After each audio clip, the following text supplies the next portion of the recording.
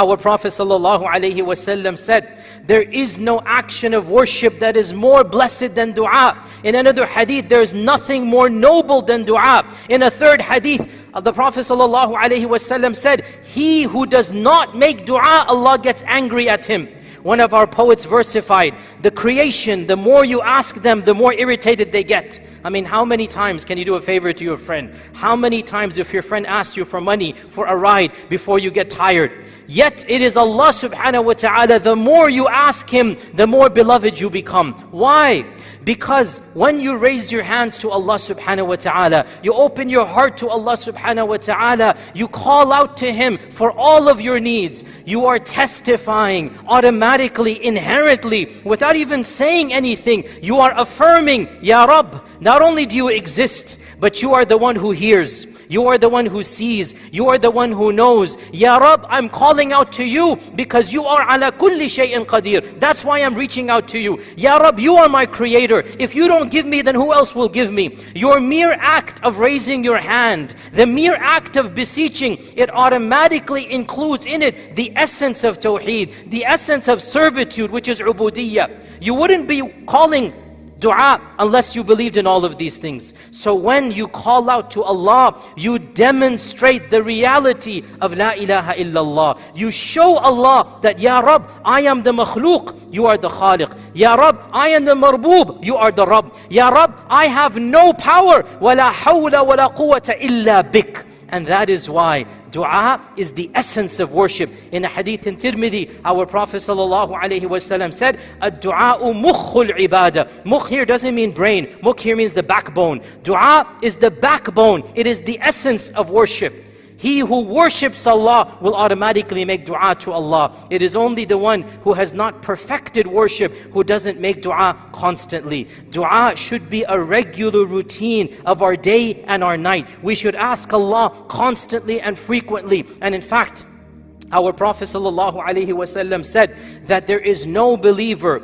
whoever asks Allah Azza wa Jal, there is no believer who asks Allah for anything that is good and pure, meaning obviously not haram or something, except that Allah Azza wa Jal will respond, will answer. We're going to come back to what this means, respond and answer. But every single time we ask, because Allah is so perfect, and because Allah is the Kareem and the Rabb, every time we ask, as long as it is halal, obviously, if we ask for haram, then we are insulting Allah. If we ask for something unethical, immoral, illegal, this is obviously very evil. But anyone who asks Allah for any haram, you want a good job, ask Allah. You want a pious spouse, ask Allah Azza wa Jal. You want children, ask Allah. You want maghfirah, ask Allah. Everything in this world and the next that is pure, you should be asking Allah. Our Prophet ﷺ said, any believer, no conditions, who asks Allah anything that is pure, the only condition has to be halal, something that is pure,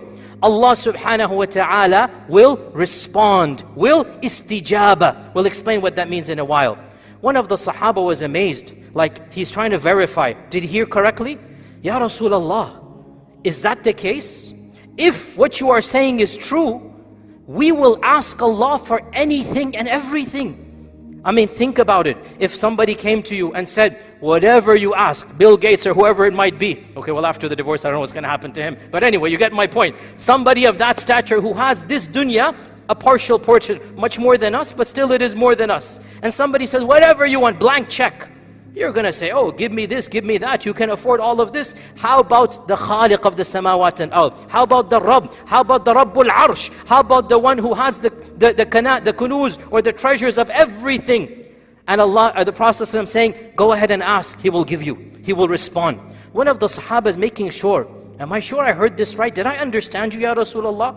Are you sure, Ya Rasulullah? Because if what you are saying is true, then we will ask, and we will ask, and we will ask. The Arabic is, إِذَن نَسْتَكْثِرْ.